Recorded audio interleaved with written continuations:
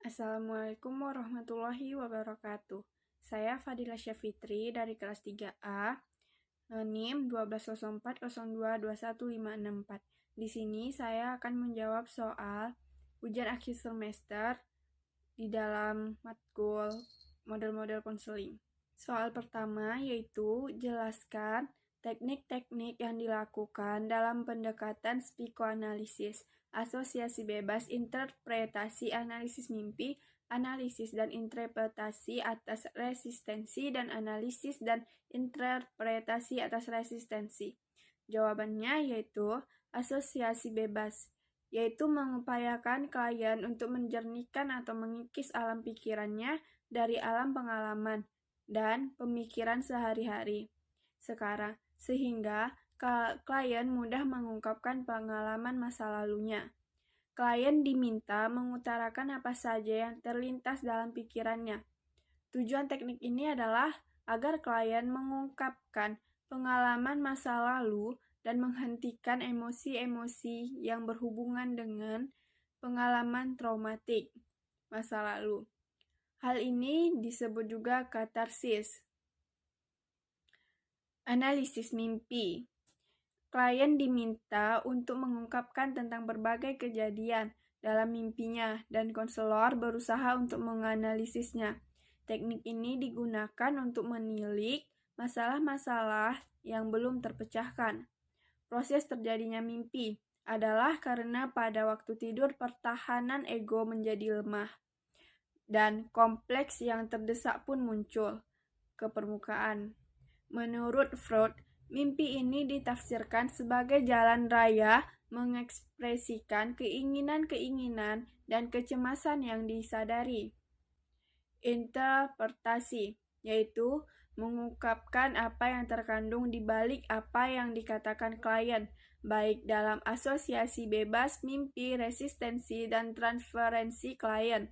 Konselor menetapkan, menjelaskan, dan bahkan mengajar klien tentang makna perilaku yang termanifestasikan dalam mimpi, asosiasi bebas, dan resistensi dan transferensi.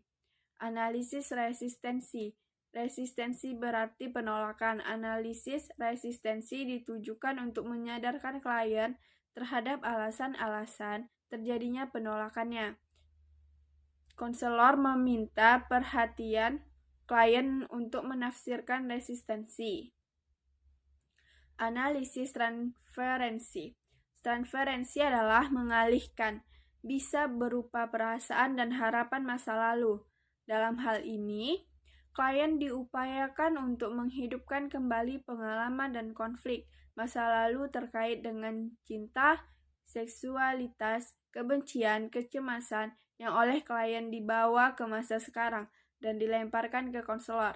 Biasanya, klien bisa membenci atau mencintai konselor.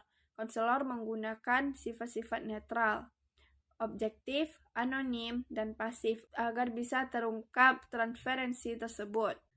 Soal kedua, jelaskan penyebab neo-Freudian memisahkan dari Freud seperti Alfred Adler dan Albert Ellis. Jawabannya yaitu neo-Freudian adalah sekelompok ahli teori Amerika yang tergabung dari pertengahan abad ke-20 yang semuanya dipengaruhi oleh Sigmund Freud. Tetapi, teori-teori Freud tersebut telah diperpanjang seiring dengan arah sosial atau budaya. Mereka telah didefinisikan sebagai penulis Amerika yang mencoba untuk menyajikan kembali teori Freud dalam hal sosiologis dan untuk menghilangkan hubungannya dengan biologis. Tokoh-tokoh dalam neo-Freudian antara lain yaitu Carl Jung, Alfred Adler, Erich Fromm, Karen Horney, Henry Sullivan, Erik Erikson. Soal ketiga, coba saudara jelaskan eksperimen Pavlov tentang classical conditioning, kemudian dikaitkan dengan model konseling behavior terapi. Jawabannya ialah eksperimen Pavlov tentang classical conditioning berkaitan dengan model konseling behavioral, yaitu eksperimen Pavlov yang menggunakan anjing sebagai kelinci percobaan menghasilkan sebuah teori yang diberi nama behavioral study atau yang lebih dikenal dengan classical conditioning, di mana ini merupakan model dalam pembelajaran konseling yang menggunakan stimulus untuk membangkitkan rangsangan secara alami melalui stimulus lain. Soal nomor 4, jelaskan konsep dasar dari model konseling rasional emotif terapi. Jawabannya, konsep dasar mengenai rasional emotif terapi merupakan sebuah terapi yang berfokus pada penyelesaian masalah gangguan emosional dan perilaku untuk menjadikan individu lebih bermakna, di mana teori ini dikembangkan Albert Ellis tahun 1950-an. Di dalamnya terdapat 3 pilar yang membangun tingkah laku seperti 1. Antecedent event, kejadian luar yang dirasakan. 2. Belief, keyakinan, pemikiran. 3. Konsekuensi dan akibat dari A dan B. Soal nomor 5, jelaskan perbedaan model konseling Carl Rogers dengan model konseling Triad dan faktor jika ditinjau dari hubungan antara konselor dan klien. Jawabannya, di dalam teori Carl Rogers, teknik konselingnya adalah bagaimana cara penerimaan pernyataan dan komunikasi, serta menghargai dan memahami klien, di mana sifat konselor terdiri atas acceptance, konselor menerima klien secara netral; congruence, konselor harus konsisten; understanding, memahami konseli; non-judgmental, tidak memberi penilaian terhadap konseli.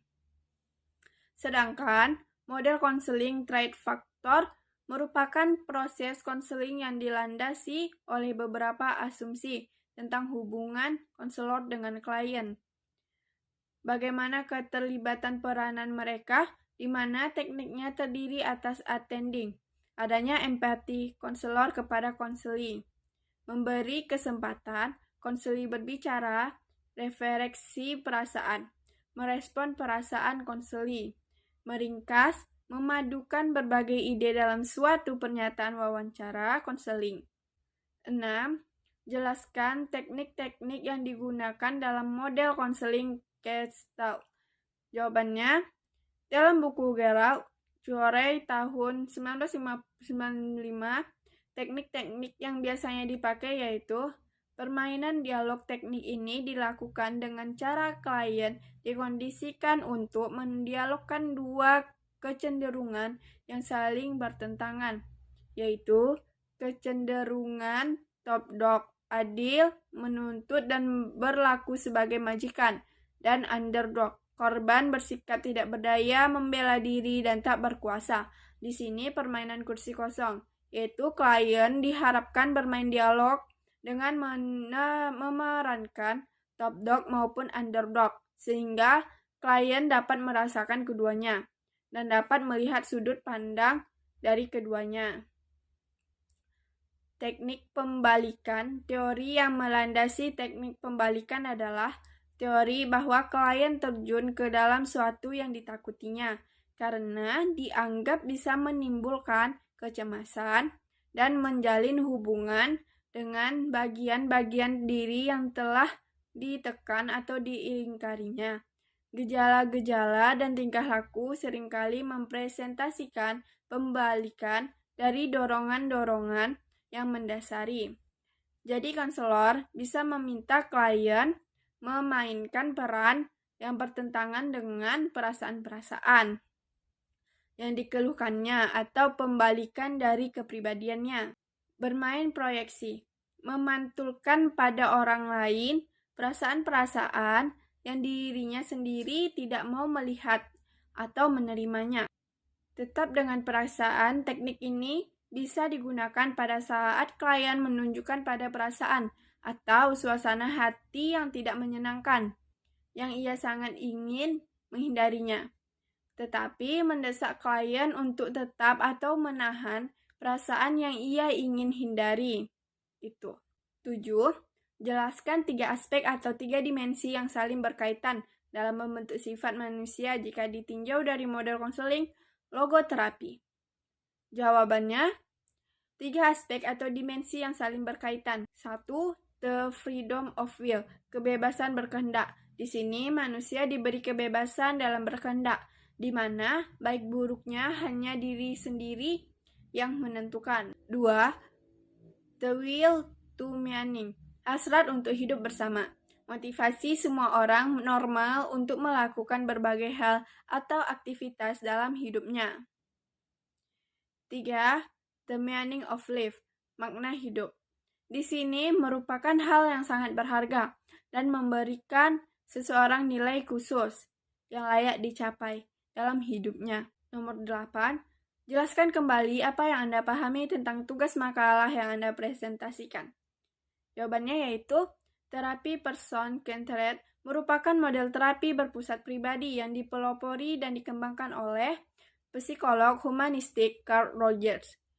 Ia memiliki pandangan dasar tentang manusia, yaitu bahwa pada dasarnya manusia itu bersifat positif, makhluk yang optimis, penuh harapan, aktif, bertanggung jawab. Pendekatan terapi person-centered menekankan pada kecakapan klien untuk menentukan isu yang penting bagi dirinya dan pemecahan masalah dirinya. Terapi ini berfokus pada bagaimana membantu klien mengarahkan klien pada pengaktualisasikan diri untuk dapat mengatasi permasalahannya dan mencapai kebahagiaan, atau mengarahkan individu tersebut menjadi orang yang berfungsi sepenuhnya. Tujuan terapi bersifat pribadi. Pertama, keterbukaan pada pengalaman. Kedua, kepercayaan pada organisme sendiri. Ketiga, tempat evaluasi internal. Keempat, kesediaan untuk menjadi satu proses. Ciri-ciri konseling terapi bersifat pribadi. Pertama, terapi berpusat pada person, difokuskan pada tanggung jawab dan kesanggupan klien untuk menentukan cara-cara menghadapi kenyataan lebih sempurna. 2. Menekan medan fenomenal klien. Medan fenomenal fluid merupakan keseluruhan pengalaman seseorang yang diterimanya, baik yang disadari maupun yang tidak disadari. Klien tidak lagi menolak atau mendistorsi pengalaman-pengalaman sebagaimana adanya. 3. Prinsip-prinsip psikoterapi berdasarkan bahwa hasrat kematangan psikologis manusia itu berakar pada manusia sendiri. Baiklah, sekian yang dapat saya sampaikan. Lebih dan kurangnya saya mohon maaf.